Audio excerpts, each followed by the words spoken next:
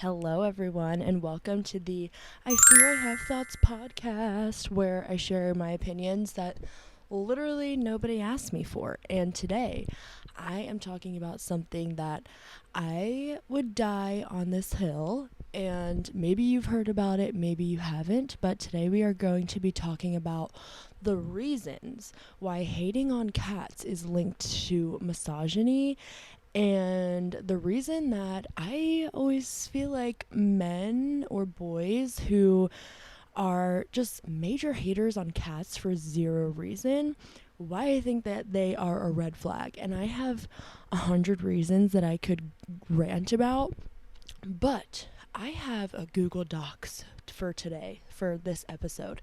And maybe this is what I should do for all my episodes, because my ADHD just has me like bouncing around everywhere. But let's get into it. Hopefully my cat Pickles will come up and say hi during this episode, but he's chilling looking out the window right now, and I'm not gonna bother him. And that right there, folks, that's one of my points.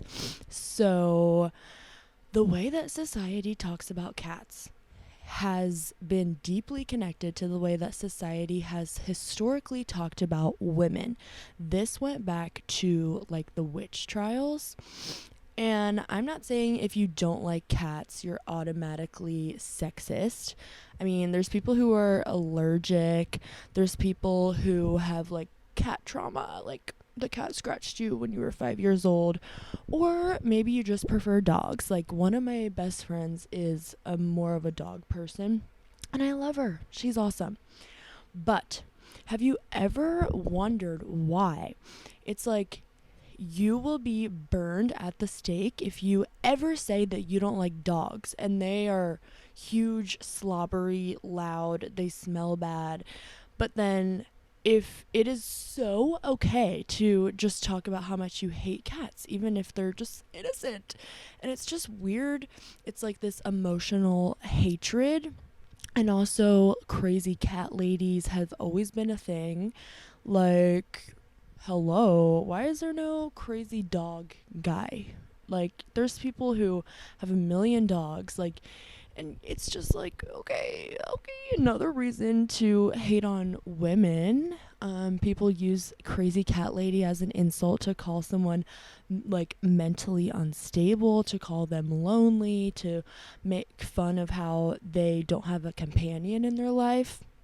And that's just really annoying. And once you start seeing these things, you can't really unsee it. I feel like that is a gift. Not actually a gift, but like once you start just seeing misogyny in the day-to-day ways of quite literally everything, you just can't unsee it. So have you ever, have you ever heard someone call a man with 6 cats a crazy cat man? No. When a man has a bunch of cats, say on TikTok, he's hot, he's wholesome, he's probably famous on TikTok for this exact reason that women have been put down for. He's quirky and he's not like other guys. But if a woman has all these cats at home, she is lonely, undesirable, probably has issues. You envision like drinking wine alone on the couch, alone forever. And this, it's not really my decision, it's not your decision, but for centuries, cats and women have been culturally linked, not biologically, but socially. And this is one of the reasons. Hello, wicka. I'm doing a remix over here. This is one of the reasons why I admire like ancient Egyptian culture, because they worshipped women and their ability to create life, and they also worshipped cats and saw them as a spiritual beings, which I can totally get down with that. But anywho, the phrase crazy cat lady, it's not really about cats. It's about police and why can I not talk, guys? Hello? It's because I wrote down bullet points and I'm trying to read it in terms of a script. I'm like, have my news facade on right now, but it's not working. But calling a lady a crazy cat lady is more about policing women who don't fit this traditional life script of getting married to a man and having kids and stuff like that. Like, single, get a cat. Don't have kids, get a cat. Live alone, get a cat. Independent, get a cat. And ever think that that might be for a reason, because cats are awesome and they help with everything. And I actually found some research that even examined how the cat lady stereotype functions as a way to stigmatize women who reject traditional expectations around marriage and motherhood. And I saw this on a Harvard study, so you know it's tea. And I'm not surprised that they studied that, because it's just another box to put women in and another way to stigmatize women. Now we're going to talk about how cats were connected to witches during the European witch hunts. Cats, especially black cats, which I'm sure you all know, became associated with women who were accused of witchcraft. And mind you, these women who were getting accused of witchcraft and killed, they were women who lived alone, who were independent, owned property, didn't conform to the exact societal or religious norms, and they were labeled witches. And their cats were apparently the spawn of Satan. So literally we go back, just since almost the beginning of time. It's just society, and particularly men, don't like to see women being independent. They don't like to see women not in that mother, provider for the home type of vibe. And they can't deal with that. They can't deal with women being independent. They can't deal with women finding their own paths and ways, to the point where they had to hang them and burn them because they thought that they were witches and their cute little cats were Satan. Crazy, crazy, crazy. And then we also know that black cats are bad luck. I have a black cat. I have a tuxedo cat. And I have pretty good luck in my life. Here's a fact that I pulled out for you guys. In 1233, it is 2026. Think about that. 1233, Pope Gregory V issued a document linking black cats with the devil, which helped fuel the superstition for centuries. And this basically just gave people the right of way to prosecute these women, because the Pope says that black cats are linked with the devil, so of course he's right. So cats weren't hated because they were evil themselves. It's like people didn't link cats to Satan because the cats were doing evil little devilish things. People linked the cats to Satan because the cats were working with and alongside the women and had companionships with these women who didn't want to be traditional homemakers. And I just think that that is really crazy. So now let's talk about dogs and cats, okay? I love cats, obviously. This whole thing is biased. I have a cat tattooed on my arm. My baby's right there on his cat tree. I love him more than anything. But I've had cats my whole life, and I've also had dogs my whole life. So I'm not like a major dog hater. I just don't like how they like drool and slobber and like pant all the time and like jump, and it's a bit much. It's a bit much for me. So that's where I'm coming from.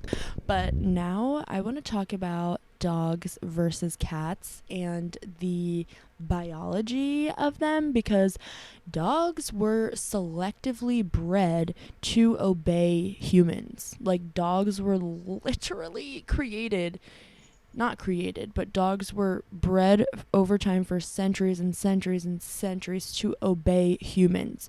Dogs were bred to help humans hunt, to help, protect the house, Dogs have been trained, and that has biologically changed their DNA to be your right wing guy.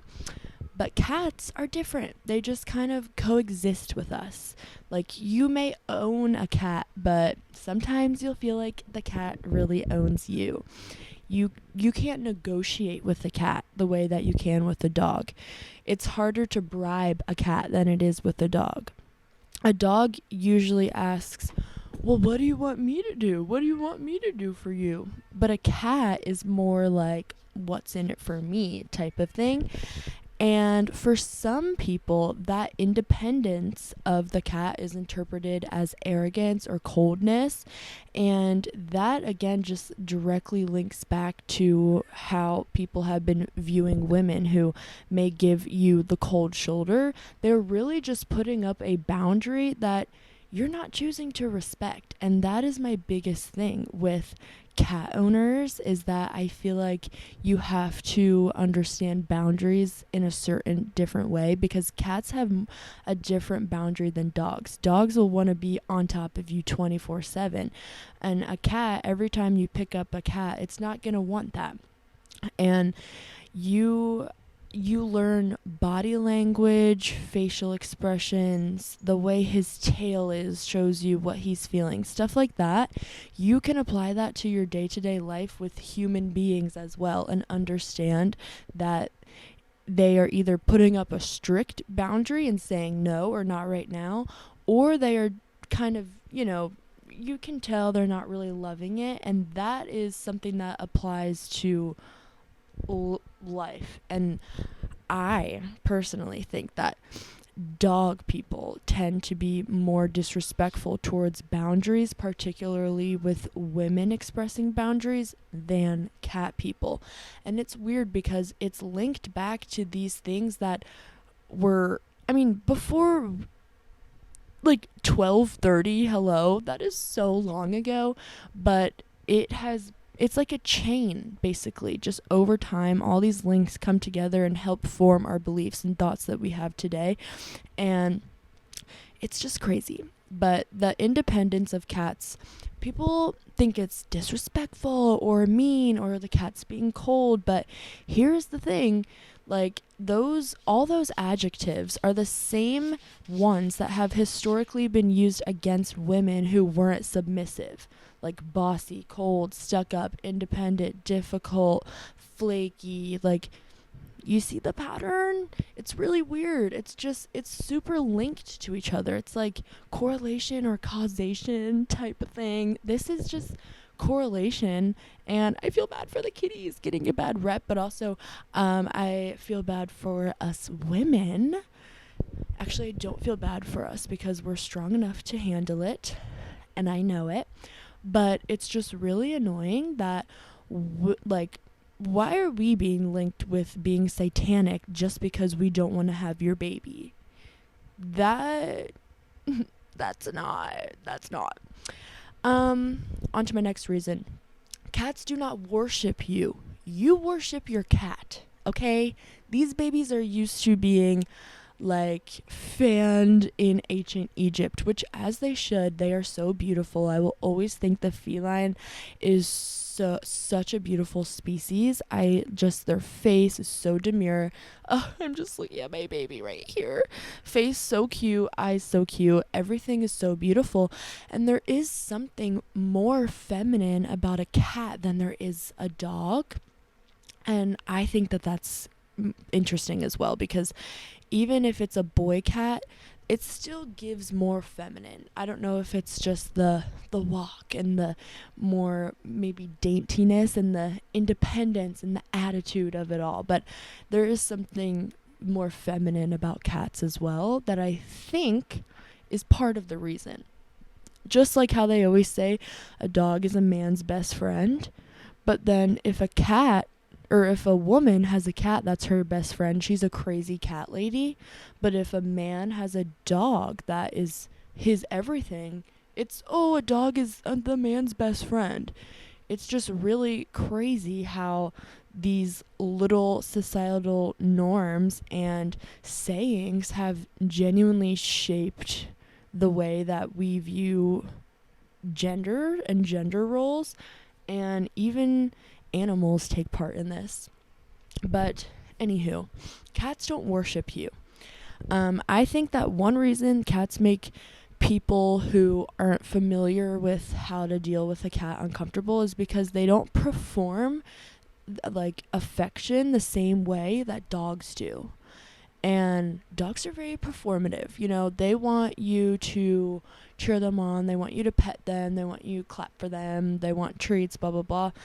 But a cat makes you earn their trust. And this is what I mean when I say I feel like people who have gotten the time and opportunity to form a relationship with a cat understand boundaries in humans as well better, because cats make you earn their trust, as should any human. You should never blindly go into something trusting a stranger or anything like that.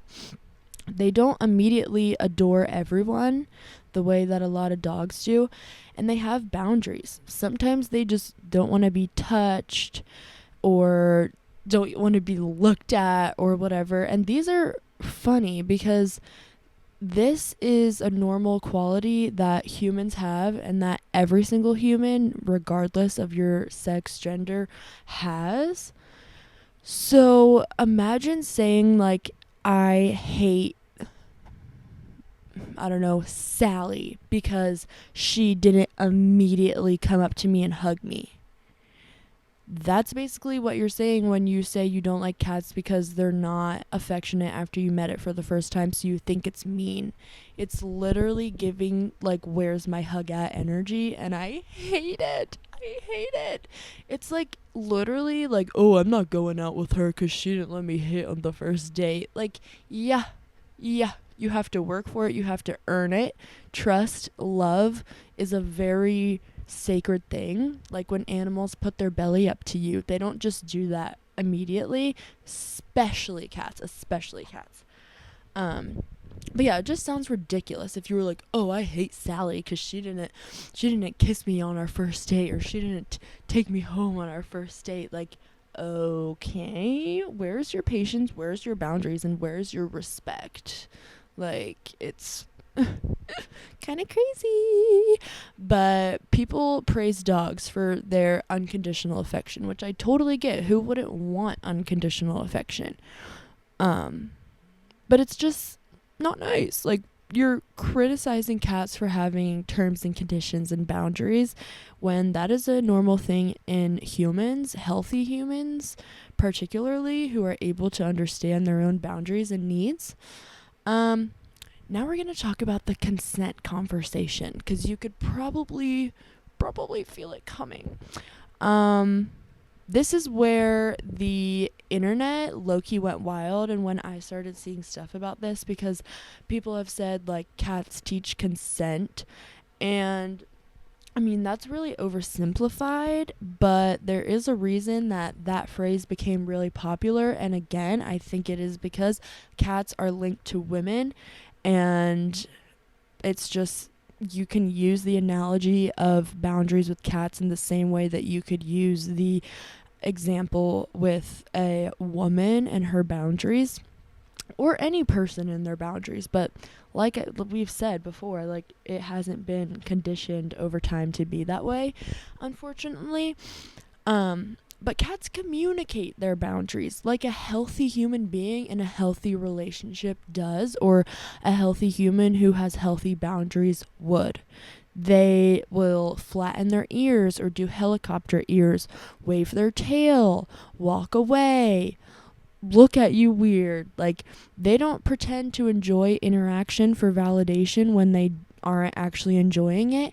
And that is something that we as women in society, particularly young women, have kind of been forced to do, is enjoy interactions, social things, and boundaries being pushed when we actually don't, because we don't want to come off as mean, cold, or standoffish, which are the same words and adjectives that are used to describe these cats when they immediately don't cling on to a person and don't immediately meet this person's wants. It's not about needs, it's about wants. And your want isn't more important than someone or someone else's need. But people who ignore the signals of cats trying to show their boundaries, they get scratched or they get bit, and then they're like, oh my god, I hate cats, they're so mean.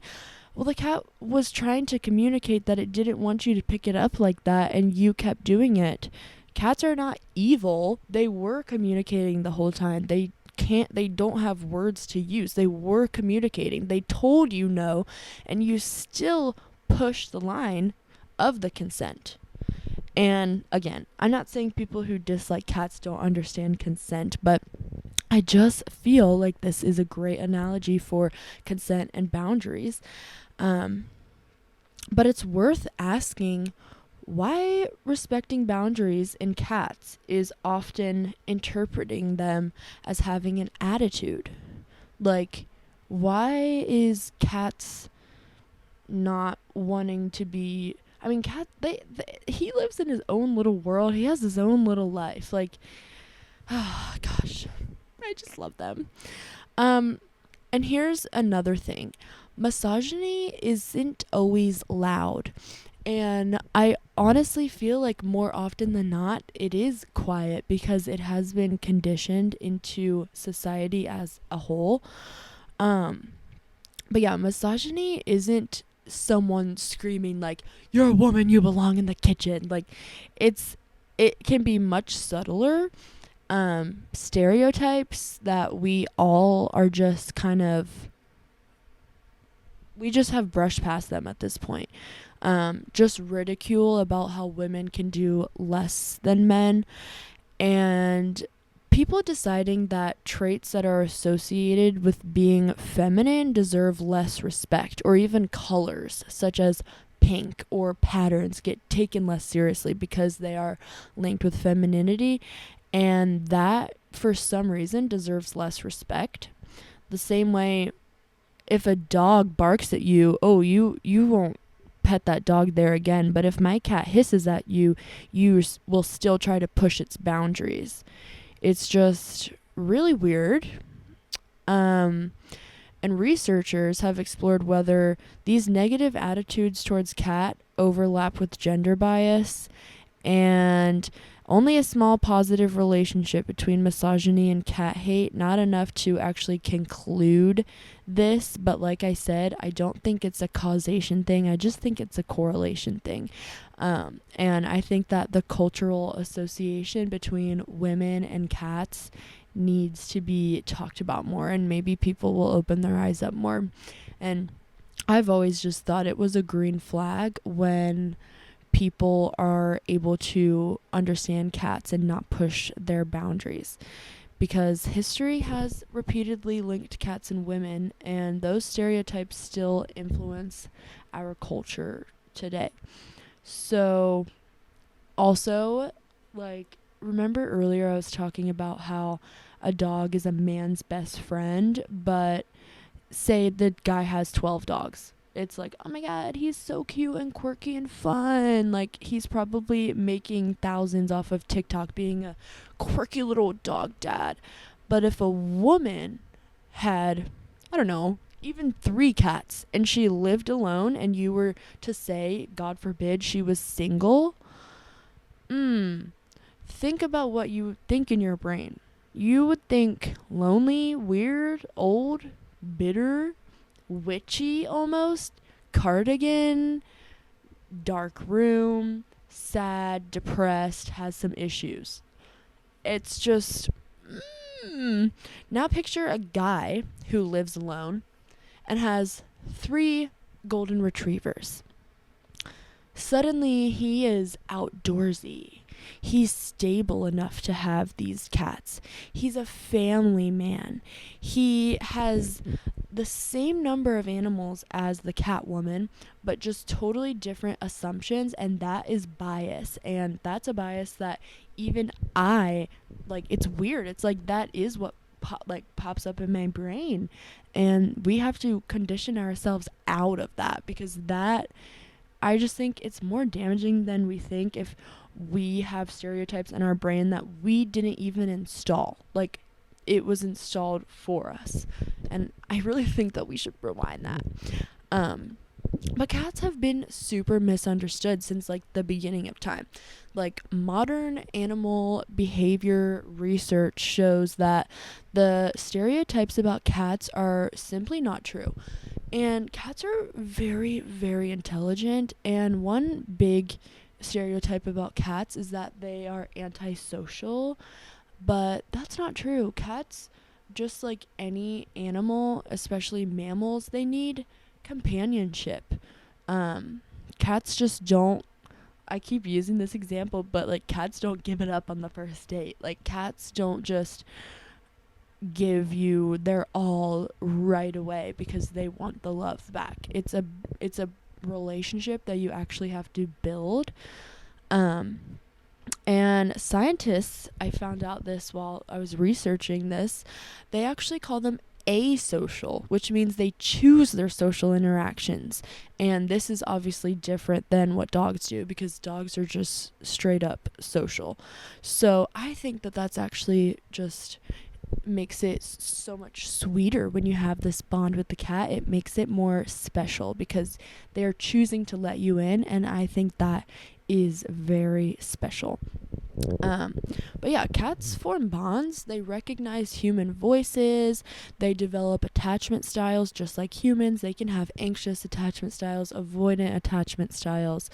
um, they don't just express like affection in the ways that you might think. And I feel like cats are more introverted, and I've also seen some research where cats actually get embarrassed, which I think is really funny.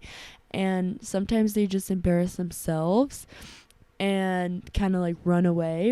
And it's just so cute. Like they have so many emotions going on in their head.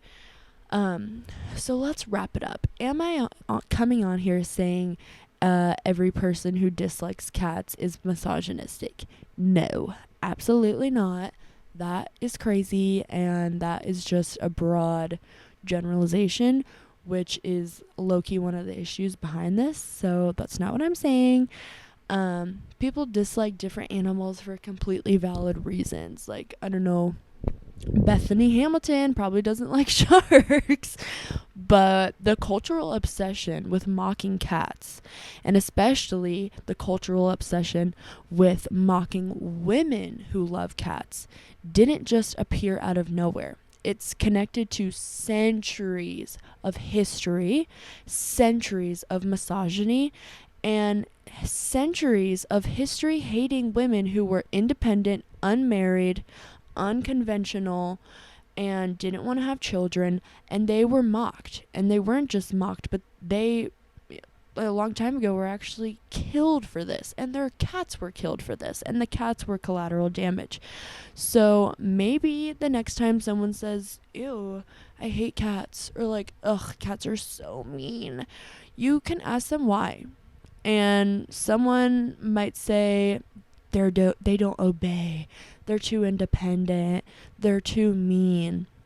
And then suddenly, after hearing this podcast, that conversation can become a lot more interesting because you can spice it up. Why do you not like them? Have you ever considered that you have pushed their boundaries? Have you ever considered that? But yeah, that's basically everything that I have to say from your favorite cat lady, favorite crazy cat lady. Um, I hope you enjoyed. If you did, you can send it to your favorite cat person, or your favorite dog person, if they're willing to be challenged. But if they are a big dog person, I doubt it. I doubt they want to have their opinion challenged. Sorry, I'm just being petty now. I do think that a lot of dogs are cute. But I will see you guys soon, and I hope that you're the best day ever because you deserve it. And thank you guys for listening to the I Fear I Have Thoughts podcast. Bye.